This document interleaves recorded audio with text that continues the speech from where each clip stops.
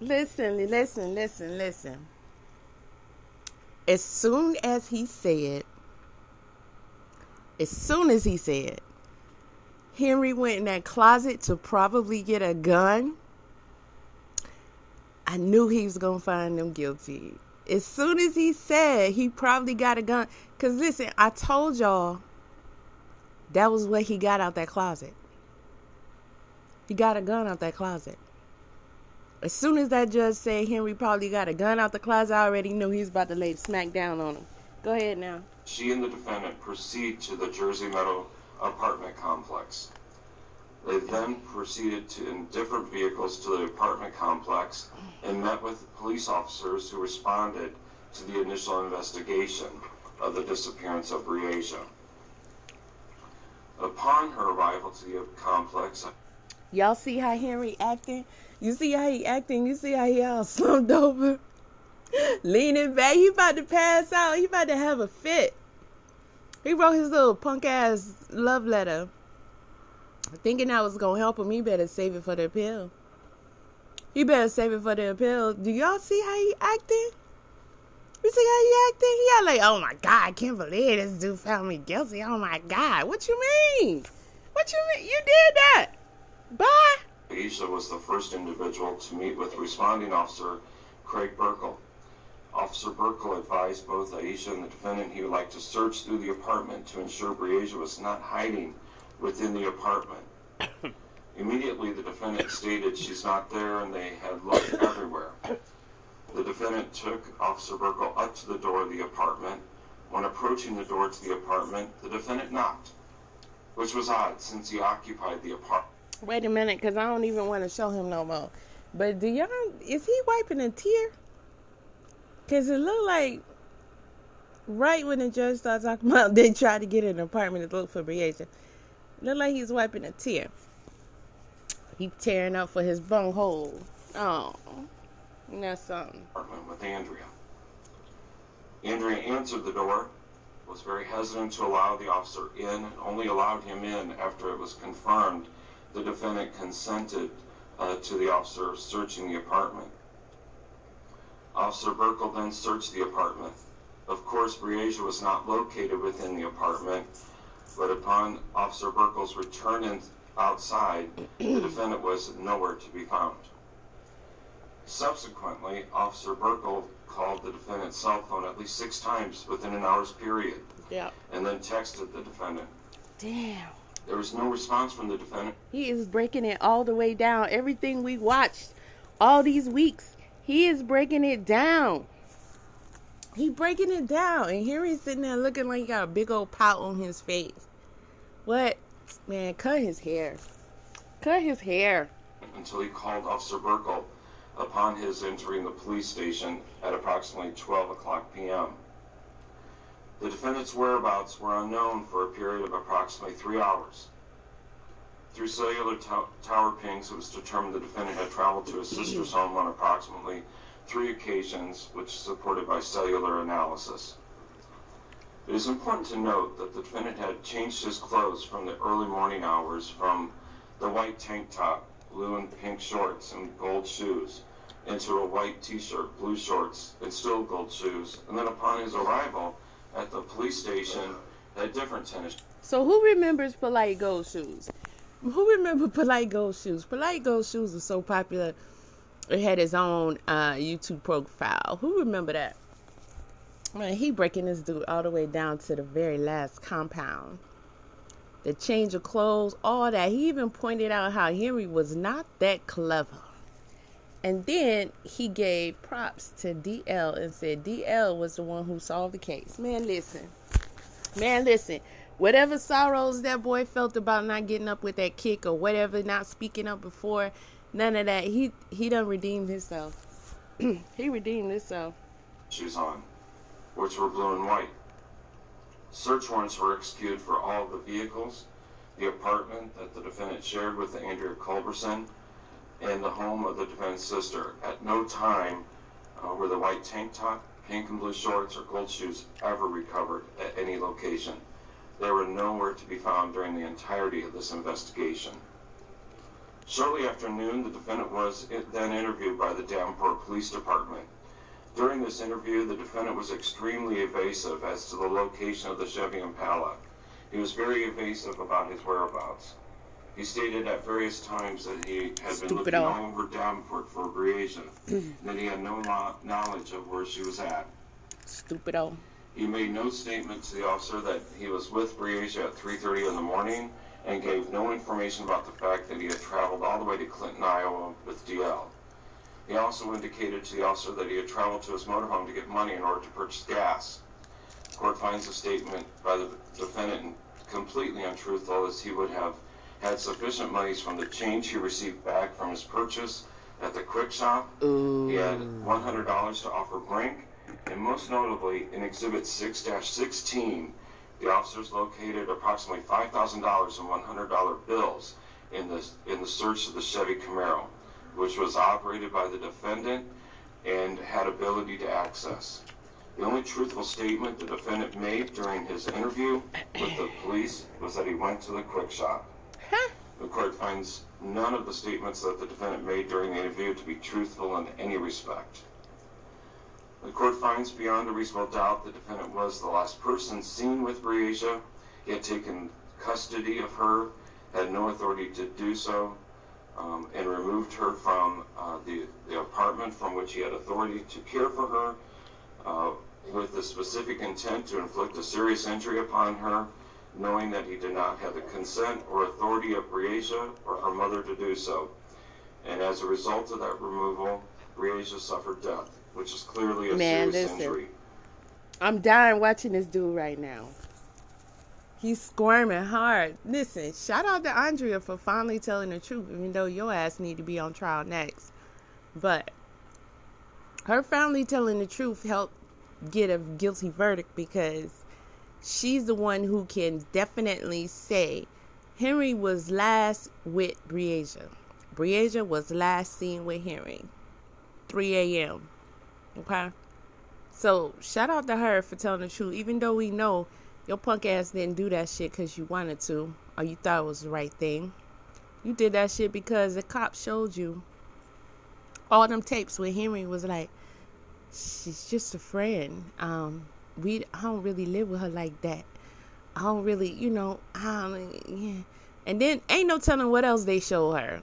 Okay, they probably show her all them chicks and all this and all that he been up to behind her back. That's why she told. You could tell she was mad at him. Well, Andrea, you gonna get yours. The court finds beyond a reasonable doubt that Breasia was shot by the defendant and that she died as a result of being shot. And the defendant did this act with malice aforethought, and the defendant acted willfully, deliberately, and premeditatedly with all the specific intent to kill Breasia. All this occurred on or about the 10th day of July, 2020, and the criminal activity began in Scott County, Iowa, and the defendant's criminal activity continued as he traveled into Clinton County, Iowa. The court finds beyond a reasonable doubt that the remains located at the pond at the intersection of 2018 18th Street and 270th Avenue are those of Breasia as a result of the testimony of the forensic anthropologist, Dr. Heather Garvin, and the medical examiner, Dr. Kelly Cruz. Matthew Dean and David Baker were both inmates at the Clinton County Jail, while the defendant was being held pending trial in this matter. Both of them credibly testified during the airing of a news story concerning the disappearance of Breasia. The defendant made this statement: "They are never going to find her." Both of these witnesses are credible, specifically Matthew Dean, who was no longer being held on any criminal charges, and David Baker testified he was not receiving special treatment in regards to any pending criminal charges. In exchange, he left that baby in a shallow pond where people fish at. That's not even heavily wooded or nothing. It's a shallow pond. A small pond at that. You can't even call it a lake. And he talking about they're never going to find her. Did he think the bones were going to disappear? Yeah, her toes got eaten off and some of her hip. Who eating bones, though? Stupid. But we glad you stupid, though. For his testimony. Therefore, neither of these individuals had anything to gain from their testimony. Specifically, David Baker testified when he heard the defendant make the statement, he took the statement to mean the defendant knew where Breasia was located. The court found every witness who testified on behalf of the state to be credible in their testimony. As noted, the only testimony the court did not find credible was that of DL, as to him being present in seeing the defendant shoot Breasia. Stupid. The court's credibility findings are appropriate as statements were consistent between all the witnesses and were corroborated by the investigative efforts of the Davenport Police Department and the FBI and all other agencies. Again, and this leads me to believe that the judge also had conversations with DL. I know judges can do that. I'm not sure how that works in a bench trial, but I do believe that the judge also had conversations with DL behind the scenes so that he can elaborate on that I saw him shoot my sister, for him to be able to use this. Because, mind you, DL never really said that until, well, he's had to have said it for the defense attorney to bring it up. But when the defense attorney pushed for him to say it, then he stood down on it. But the prosecution did not even use that, when that's like, that would be the biggest smoking gun ever. Him saying, I literally saw you shoot her. Especially when you don't have like actual evidence. Most of your evidence is circumstantial. So he even mentioned the fibers in the machete that the defense attorney was trying to, man, listen, this is too good. Listen, we waited for this and it was well worth the wait. It was well worth the wait. He is doing a wonderful job. I'm kind of late catching it. But listen, he is doing a wonderful, he breaking this shit all the way down. He didn't even bring up Henry little stinking little letter. He probably didn't even read that letter. He probably like, what? This judge done teared up twice already. Okay? Twice. Now just imagine he had to go back and sit and look at all the evidence. He had to look at her decomposed body. He had to look at the bullet wounds in her body. He had to look at a bullet that stopped short of one of her wisdom teeth. Like, that they even came in yet. Man, listen. He also had to look at how her family failed her. Okay? Failed her. It should be noted, all of these investigative efforts would not have been fruitful had it not been for the information provided by DL. DL was instrumental in solving the murder and kidnapping of his sister, Breasia. Yeah. The court specifically finds the defendant was not savvy in any... Listen to this. This dude breaking up while he's giving DL his props. You know, man, listen.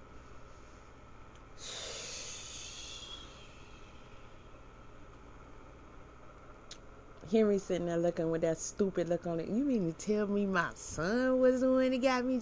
Nah, fool. You thought you was so smooth and so slick because you got these dumbass broads that let you do what you want to do, that you can just roll your son around while you kill his sister? And you think he never gonna say nothing? Just never? Okay. Let's rewind that. As to him being present in seeing the defendant shoot Breasia.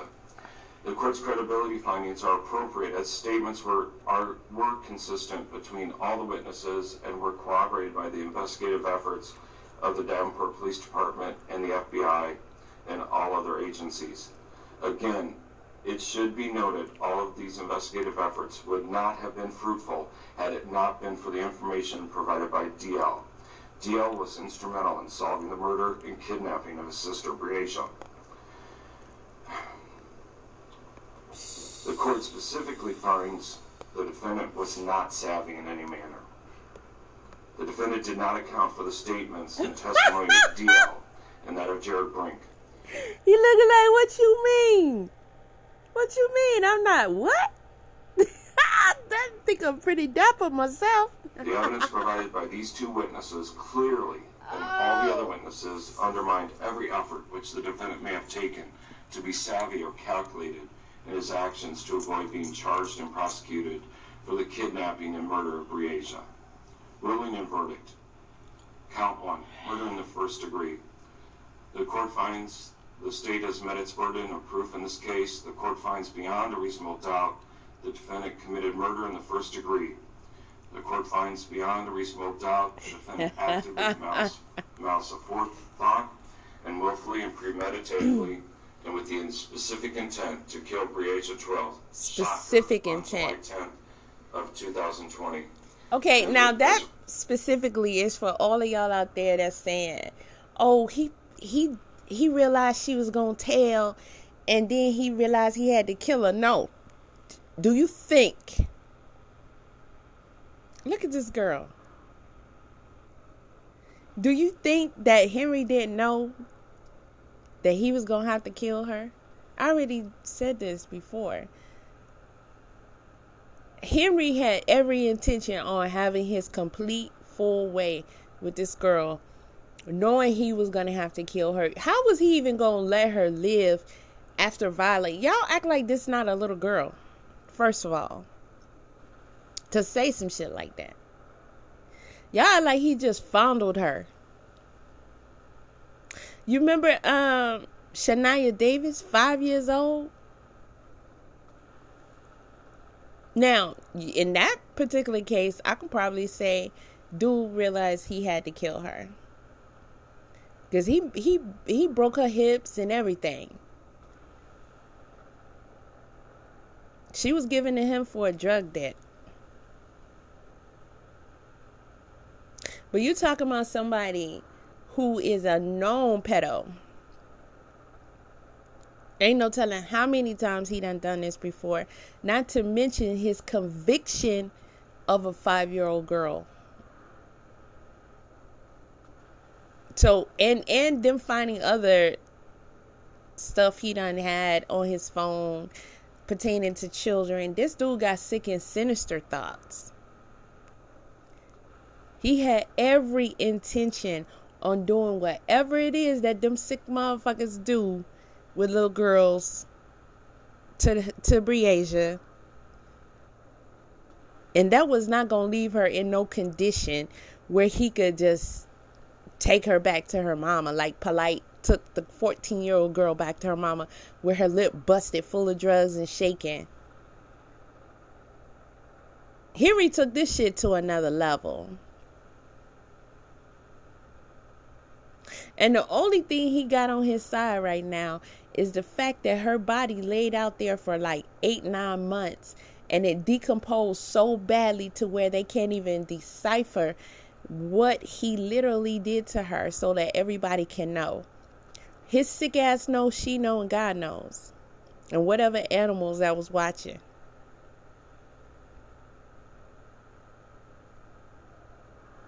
And he's still going to appeal. He's still going to think that he got a way out of this. The dude wrote a letter. Basically threatening the judge. Telling him, oh, his trial wasn't right. They didn't do this. They didn't do that. And if you don't uphold the law, if y'all don't acquit my trial. Second time he tried to get an acquittal. Then you're going to be guilty of, disobeying the law. Right? What? Boy, bye. You want people to give you information now? You seeing people didn't give you information? This whole time this girl was missing, nobody couldn't get no information out your punk ass. Now you know how I feel to be in lack of information. And what information do you want? I believe they presented everything. Him trying to make an argument that they didn't present the evidence in a timely manner so that they can have time to do research and refute it. Hey, good luck with that. Good luck with that, because they didn't do nothing without the scope of the law. If they did, the judge would have had to consider. His job is harder than a jury because he knows the law inside and out. So if there's infractions, he has to catch it. His reputation, his job, his future is on the line. So if Henry is making such accusations that there are such infractions that he has a right to get an acquittal for, if that's possible, the judge, even without Henry writing him a letter, has to look for all that. Why you think it takes him time? Why you think they get 30 or 60 days to come back with their judgment? And he came back fairly quickly considering. But I'm also glad he took his time. That means he was thorough. We can pretty much say he was thorough in this case. And the sad thing is, in cases like this, it's never really over with for the family after we hear this guilty verdict, because in most cases they get an automatic appeal. Then you got to go through the appeals process. Then they get, let's say they don't win the appeal. You got to hope to be notified of every possible, not only parole hearing they might have, but infraction they have, because that gives you leverage to bring that up when they consider letting this dude loose. Now, Henry, in his state, I believe he got life with no possibility of parole. I believe that's his only option in this case. But even still, we know the law ain't no good.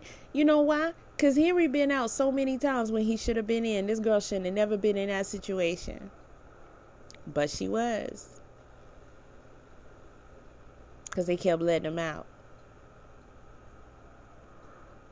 Have people been released or had opportunity for parole with life and with no possibility of parole? Say it ain't so. Say it ain't so. They're going to have to watch this dude. They're going to have to make sure he stay where he need to be, behind bars. Because as soon as you get caught slipping, if this is somebody they want on the streets, he going to be on the streets. Result of being shot, Breasia Terrell died. Thus, the defendant is guilty of the crimes of murder in the first degree. Accordingly, the court, based on the testimony of the witnesses and review of the exhibits offered in this case, finds the defendant, Henry Earl Dinkins, guilty of the offense of murder in the first degree in violation. Look at him! Look at him! Look at him! Of Iowa Code Section Look at him! 7.2, Paren 1, No! Count 2. He's shaking his head. He's shaking his head. Oh my God, he's shaking his head, shaking his head. No, he's like, no, this ain't real. No, that's not true. That's not right. I'm about to appeal this. Will he get the same judge? Will the family show up for this appeal? It ain't over. In this case, the court finds beyond a reasonable doubt the defendant committed kidnapping first degree. The court finds beyond a reasonable doubt the defendant removed Breasia Terrell on July 10th, 2020 from the apartment in which he was caring for her with the specific purpose of inflicting serious injury upon Breasia Terrell. The defendant knew he did not have the consent or authority of Breasia Terrell to do so, and as a result of that removal, intentionally subjected Breasia Terrell to serious injury, that being death. Accordingly, the court, based on the testimony of the witnesses and a review of the exhibits offered in this case, finds the defendant, Henry Earl Dirk. Man, homegirl look like she ready to take Henry back. She look like she ready to go ahead and take him back. Her hands is just twitching, and she got her arms by her side. She look like she ready to go ahead and snatch him up and take him on back there so he can be with his friends. Okay, listen, and they need to cut his hair because the whole time since this happened, he done grew his hair all long, and Breasia can't grow her locks out no more.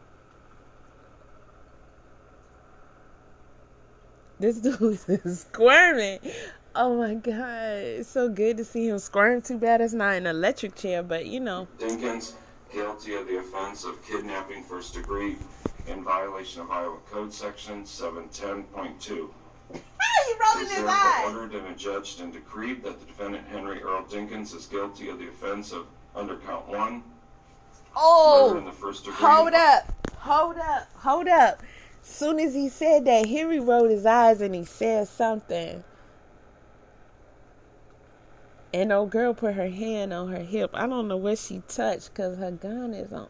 Wait, she got the gun It depends on if she left-handed or right-handed. One is a gun and one is a taser. But she put her hand on the hip like, make a move, nigga. Make a move. Oh, this is too good. Violation of Iowa Code Section 707.2, paren 1, paren B, and guilty under count 2, kidnapping first degree, in violation of Iowa Code Section 710.2, as contained in the trial information filed by the state of Iowa. Oh, this is As sweet. further ordered, an informal pre-sentence investigation report shall be prepared by the 7th Judicial District Department of Correctional Services. The PSI shall be electronically filed by noon 3 days prior to the date of sentencing. As further ordered, sentencing in this matter is scheduled. Look, his defense attorney is on his phone. Man, how y'all feeling out there? It's Friday. Okay? Henry going to jail. All right? Henry going to jail. He having a hard time with it. I said I feel pretty good. Okay? And I'm getting over COVID. All right? Woo! For October 11th at 1:30 in the afternoon. It is further ordered the defendant is being found guilty of forcible felony shall remain in the Scott County Jail pending sentencing without bond. Thank you. Oh! Oh! Yes! Yes! Yes! Yes! Yes, you see how quickly she grabbed him? As soon as he said thank you, she grabbed him. She was ready to take him back. Oh my gosh. Oh my gosh. Bye, Henry. Bye, Henry. Oh, it's Friday. Y'all turn up for Breasia.